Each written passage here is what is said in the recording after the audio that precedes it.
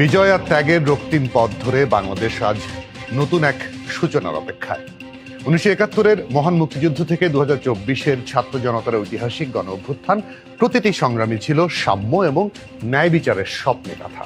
সেই স্বপ্নের প্রতিফলন হতে যাচ্ছে আগামী ত্রয়োদশ জাতীয় সংসদ নির্বাচনে। কয়েক কোটি নতুন ভোটারের ব্যালটে লেখা হবে আগামীর বাংলাদেশ। তাদের লক্ষ্য স্পষ্ট, একটি দুর্নীতিমুক্ত, বৈষম্যহীন, গণতান্ত্রিক এবং সুশাসিত নতুন বাংলাদেশ। এসব নিয়েই আমাদের বিশেষ আয়োজন স্টেপ ভোটের হাওয়া। আপনাদের সাথে আছি আমি মজুমদার জুয়েল।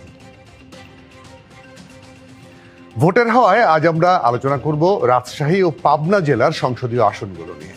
জানবো সেখানকার প্রার্থীদের প্রতিশ্রুতি, নির্বাচন নিয়ে সেখানকার বিভিন্ন শ্রেণী পেশার মানুষ কি ভাবছেন সেসব নিয়ে। রাজশাহীতে জোরে সোরে বইছে ভোটের হাওয়া। প্রার্থীরা দিন রাত ঘুরছেন ভোটারদের দ্বারে দ্বারে। বিএনপি প্রার্থীরা বলছেন সুষ্ঠু, সুন্দর, নিরপেক্ষ নির্বাচন হলে তারা জেলার 6টি আসনেই বিজয়ী হবেন। তবে তারা শঙ্কায় আছেন প্রিজাইডিং অফিসারদের নিয়ে।